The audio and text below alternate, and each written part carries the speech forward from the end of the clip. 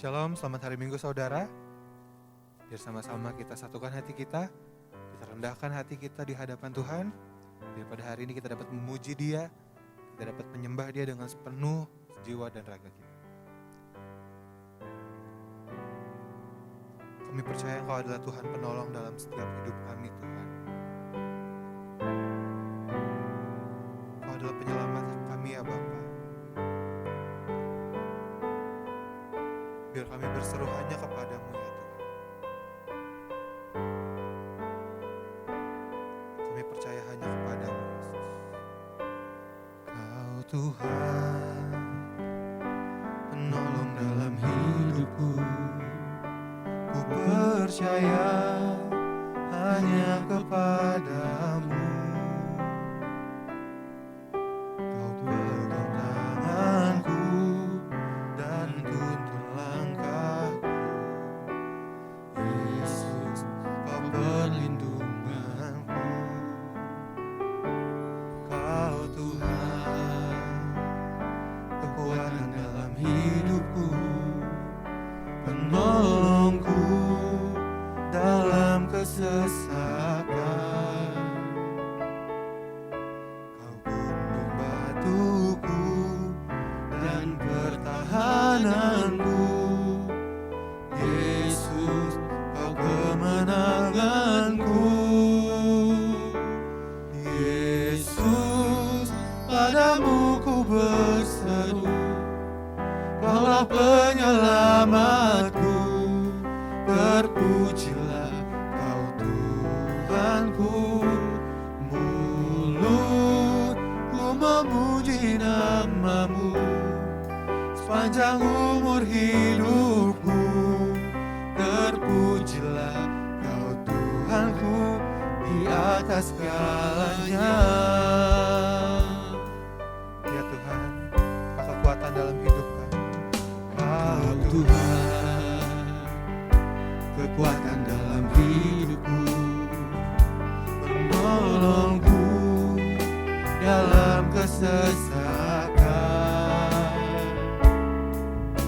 Kau gunung batuku dan pertahananku. Yesus, Kau kemenanganku.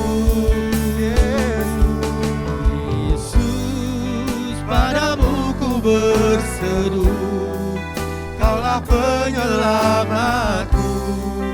Terpujilah Kau Tuhanku. Mulutku memuji nama-Mu sepanjang umur hidupku. Terpujilah Kau Tuhanku di atas segalanya. Yesus, padamu ku berseru, Kaulah penyelamatku. Terpujilah Kau Tuhanku. Mulutku memuji nama-Mu sepanjang umur hidupku. Terpujilah Kau Tuhanku di atas segalanya. Kaulah sumber kuatku, Kaulah kehidupan kami Tuhan. Kaulah kehidupanku. Oh, oh, oh. Kaulah pertahananku. Oh, ku percaya padamu.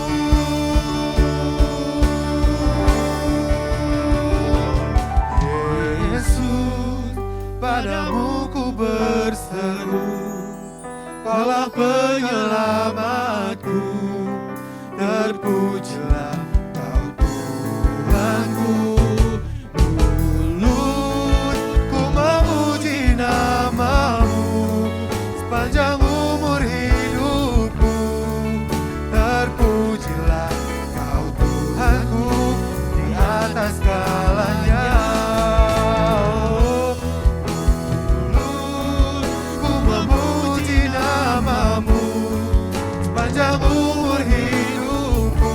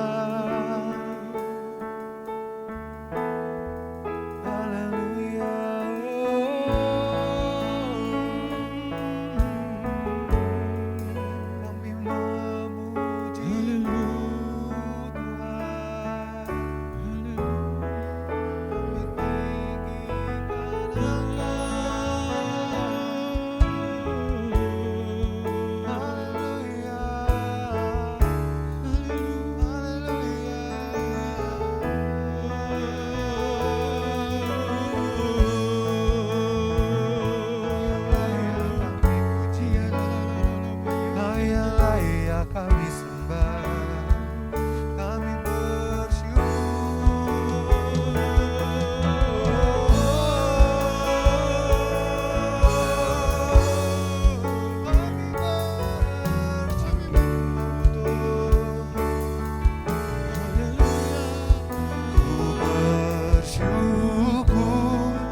Bapa, ku bersyukur Tuhan buat kasih setiamu di dalam hidupku. Ku bersyukur, kami bersyukur, ku bersyukur Bapa, oh Tuhan, bersyukur Tuhan buat kasih setiamu di dalam hidupku. Ku bersyukur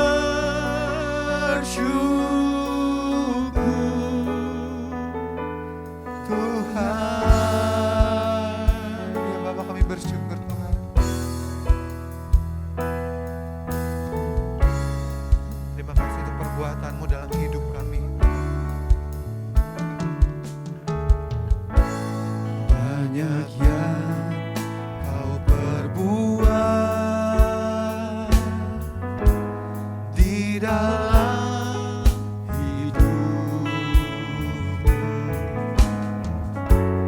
Rencana indahmu terjadi di hidupku. Bapa yang mengerti segala yang ku perlu, kasih-Mu sempurna nyata dalam hidupku. Kami bersyukur, syukur Bapa, ku bersyukur Tuhan buat kasih setiamu di dalam hidupku. Ku bersyukur, kami bersyukur, ku bersyukur Bapa, ku bersyukur Tuhan buat kasih setiamu di dalam hidupku. Ku bersyukur, kami bersyukur, kami bersyukur, bersyukur Bapa, ku bersyukur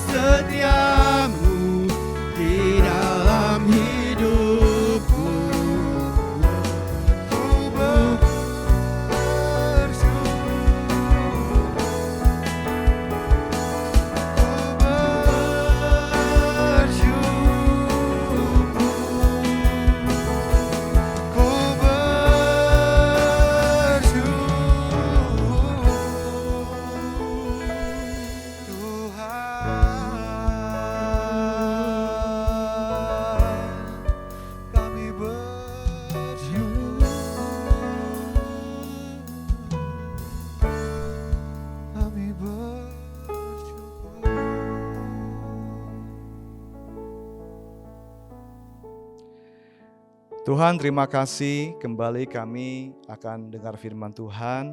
Kami berdoa buat kami mengerti firman-Mu, biar firman-Mu tertanam dalam hati kami, berakar, bertunas, bertumbuh dan berbuah. Berkata-katalah ya Tuhan, Roh-Mu yang mengajari kami. Dalam nama Yesus, amin. Shalom saudaraku, puji Tuhan, hari ini kembali kita akan belajar firman Tuhan. Tema firman Tuhan hari ini adalah berbuah 100 kali lipat, 60 kali lipat, 30 kali lipat. Mari kita baca firman Tuhan dalam Matius pasal 13 ayat 3 sampai dengan ayat yang ke-9. Dan Yesus mengucapkan banyak hal dalam perumpamaan kepada mereka. Katanya, adalah seorang penabur keluar untuk menabur. Pada waktu ia menabur, sebagai benih itu jatuh di pinggir jalan. Lalu datanglah burung dan memakannya sampai habis. Sebagian jatuh di tanah yang berbatu-batu yang tidak banyak tanahnya. Lalu benih itu pun segera tumbuh karena tanahnya tipis. Tetapi sesudah matahari terbit, layulah ia dan menjadi kering karena tidak berakar. Sebagian lagi jatuh di tengah semak duri, lalu makin besarlah semak itu dan menghimpitnya sampai mati. Dan sebagian jatuh di tanah yang baik itu lalu berbuah. Ada yang 100 kali lipat, ada yang 60 kali lipat, ada yang 30 kali lipat. Siapa bertelinga, hendaklah ia mendengar. Saudaraku, sesudah Tuhan Yesus mengucapkan perumpamaan itu, kemudian murid-murid bertanya, "Guru, apa arti perumpamaan itu?" Lalu Tuhan Yesus menjelaskan di ayat yang ke-18, kita akan baca sampai ayat ke-23. Karena itu dengarkanlah arti perumpamaan penabur itu. Kepada setiap orang yang mendengar firman tentang kerajaan sorga tetapi tidak mengertinya, datanglah si jahat dan merampas yang ditaburkan dalam hati orang itu. Itulah benih yang ditaburkan di pinggir jalan. Benih yang ditaburkan di tanah yang berbatu-batu ialah orang yang mendengar firman itu dan segera menerimanya dengan gembira. Tetapi ia tidak berakar dan tahan sebentar saja. Apabila datang penindasan atau penganiayaan karena firman itu, orang itu pun segera murtad. Yang ditaburkan di tengah semak duri ialah orang yang mendengar firman itu, lalu kekhawatiran dunia ini dan tipu daya kekayaan menghimpit firman itu sehingga tidak berbuah. Yang ditaburkan di tanah yang baik ialah orang yang mendengar firman itu dan mengerti, dan karena itu ia berbuah. Ada yang 100 kali lipat, ada yang 60 kali lipat, ada yang 30 kali lipat. Saudaraku, dari perumpamaan penabur ini kita bisa belajar. Ada penabur yang menabur benih firman. Dan ada 4 jenis tanah. Nah, tanah ini mewakili hati manusia, saudaraku. Ada 4 jenis tanah hati manusia. Mari kita cek hati kita. Jenis tanah yang manakah kita ini? Yang pertama adalah benih yang ditaburkan di pinggir jalan, yaitu orang yang mendengar firman Tuhan tapi tidak mengerti. Datanglah si jahat dan merampas yang ditaburkan dalam hati orang itu. Saudaraku, jangan biarkan si jahat merampas firman. Ketika saudara dan saya mendengar firman Tuhan diberitakan, apakah masih ada firman Tuhan di hati kita? Atau setelah dengar firman Tuhan ditanya, tadi dapat firman Tuhan apa? Lalu jawab, lupa. Kalau engkau lupa firman yang sudah engkau baru dengar, itu artinya si jahat, iblis merampas firman Tuhan itu. Rugi kita. Jangan biarkan, saudaraku, si jahat merampas. Cukup banyak juga orang Kristen tidak dapat firman Tuhan setelah ia dengar. Kenapa? Karena ia tidak sungguh-sungguh mendengarkan. Tuhan Yesus berkata, siapa bertelinga hendaklah ia mendengar. Kenapa Tuhan Yesus berkata siapa bertelinga? Kan semua orang manusia juga bertelinga. Ini menegaskan, siapa yang punya telinga, dengarkan baik-baik firman Tuhan. Berapa banyak orang Kristen ketika dengar firman Tuhan diberitakan, dia gak sungguh-sungguh dengar. Dia masih pegang gadget, handphone, masih asyik. Dengar firman Tuhan sih, dengar firman Tuhan sambil jawab WA temannya, sambil buka-buka situs lain, sambil main game, bahkan ada yang seperti itu. Sehingga wajar saja ketika dengar firman Tuhan dia gak dapat apa-apa. Yang rugi siapa? Diri sendiri. Jangan biarkan si jahat merampas firman. Ketika kita dengar firman Tuhan, biar kita dengar dengan sikap doa, Saya berkata, Roh Kudus ajari saya. Tuhan berfirman, hamba-Mu mendengar. Maka kita akan diberi pengertian oleh Tuhan. Jangan biarkan iblis merampas firman. Dengar firman Tuhan baik-baik, saudaraku. Yang kedua, benih firman ditaburkan di tanah yang berbatu-batu, yaitu orang yang mendengar firman itu dan segera menerima dengan gembira. Tapi ia tidak berakar dan tahan sebentar saja. Apabila datang penindasan atau penganiayaan karena firman Tuhan itu, orang itu pun segera murtad.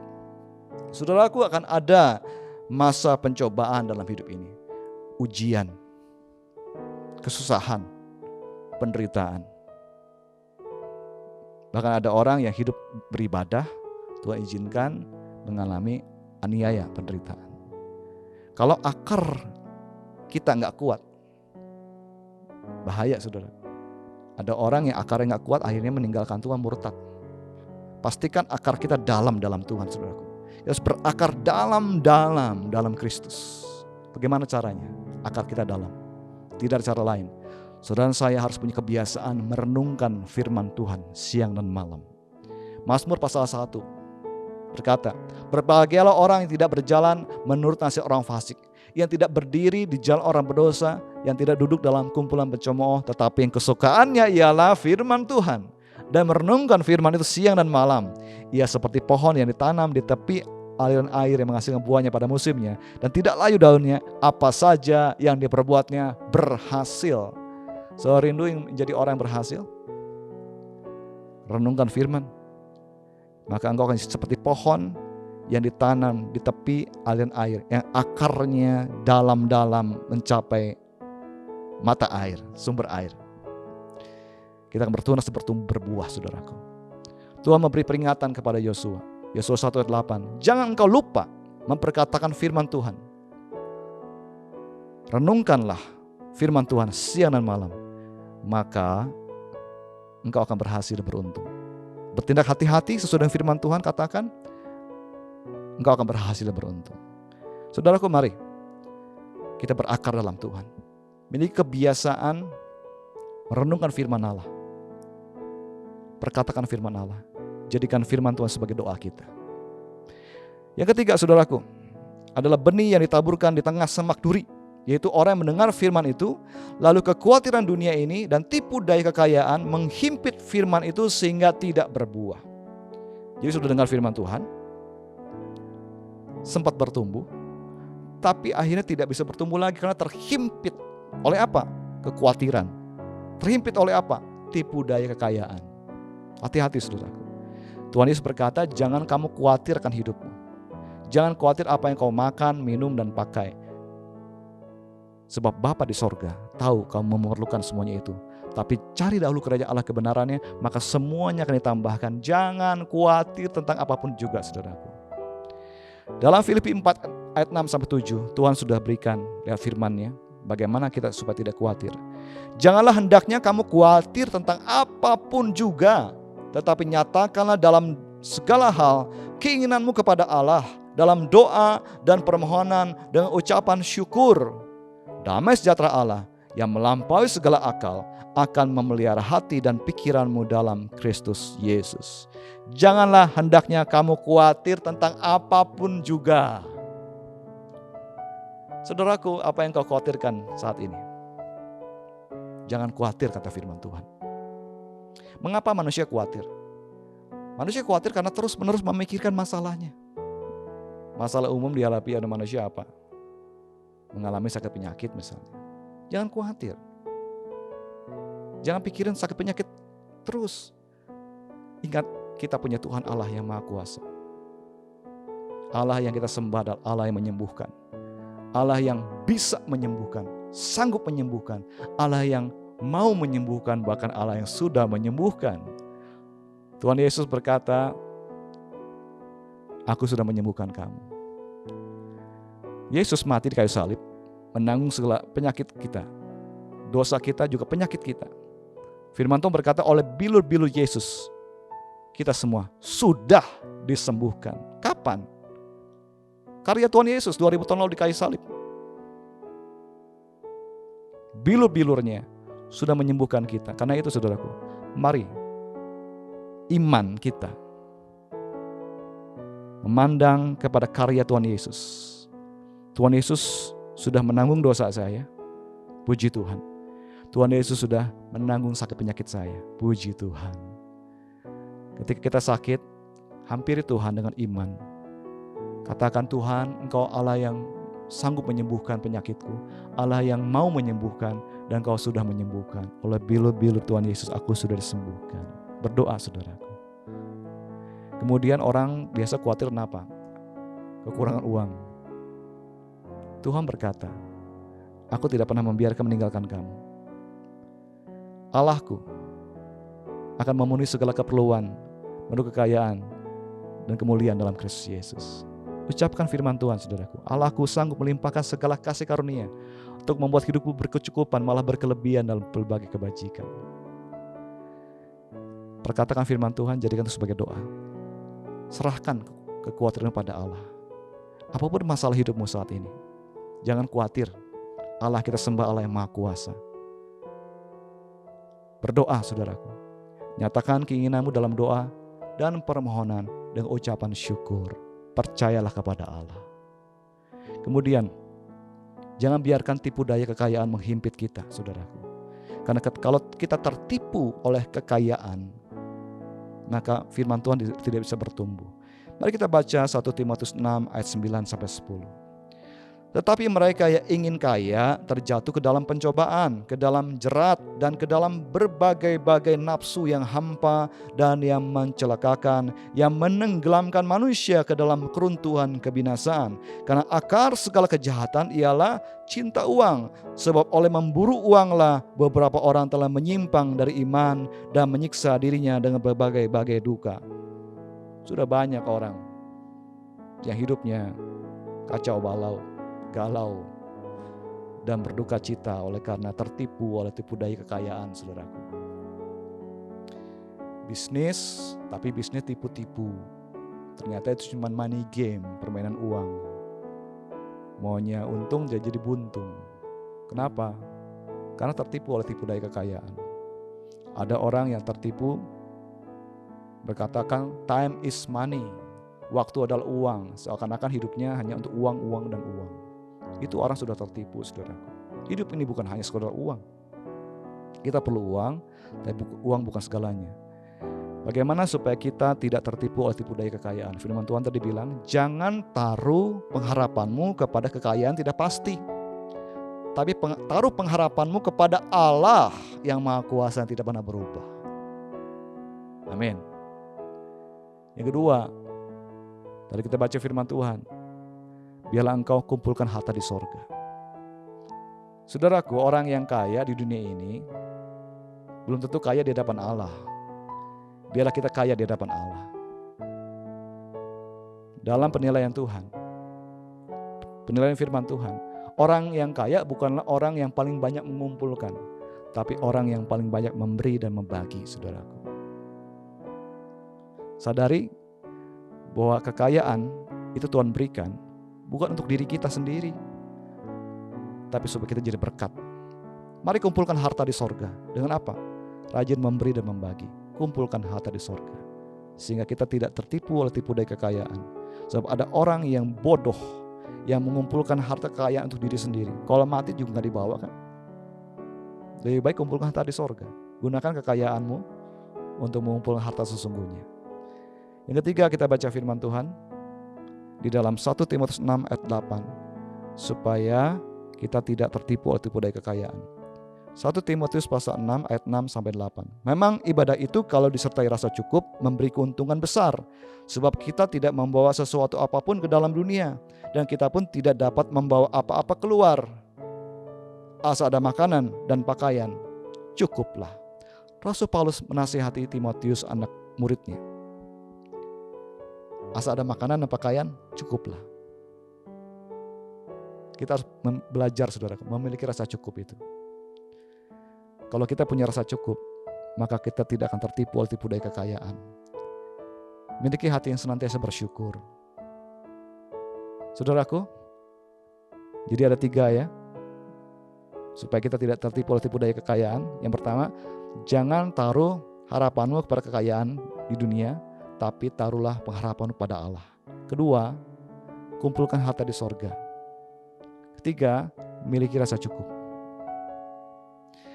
Kita masuk ke yang keempat, saudaraku, jenis hati manusia, yaitu benih yang ditaburkan di tanah yang baik, yaitu orang yang mendengar firman itu dan mengerti, dan karena itu ia berbuah, ada yang 100 kali lipat, ada yang 60 kali lipat, ada yang 30 kali lipat. Mendengar, mengerti, dan melakukan firman. Kita baca Yakobus 1 ayat 21. Sebab itu buanglah segala sesuatu yang kotor dan kejahatan yang begitu banyak itu, dan terimalah dengan lemah lembut firman yang tertanam di dalam hatimu, yang berkuasa menyelamatkan jiwamu. Buang semua batu-batuan, semak duri yang menghimpit firman. Buang semua kekotoran, kejahatan dari hati kita, dan terimalah dengan lemah lembut firman Tuhan yang tertanam dalam hati kita. Lemah lembut artinya tidak keras. Kita selalu mengatakan, ya Tuhan. Ketika firman Tuhan berkata, jangan lakukan, ya Tuhan, aku tidak lakukan. Ketika firman Tuhan, lakukan, itu perintah Tuhan, ya Tuhan, aku akan lakukan. Yang lemah lembut adalah orang yang menjadi pelaku firman. Mari saudaraku, dengar firman Tuhan baik-baik, mengerti firman, kemudian lakukanlah firman Tuhan. Maka saudara saya akan bertumbuh 30 kali lipat, 60 kali lipat, 100 kali lipat. Kita semua akan berbuah. Tuhan Yesus berkata, bukan kamu yang memilih aku yang pilih kamu. Dan aku sudah menetapkan engkau supaya engkau pergi dan menghasilkan buah.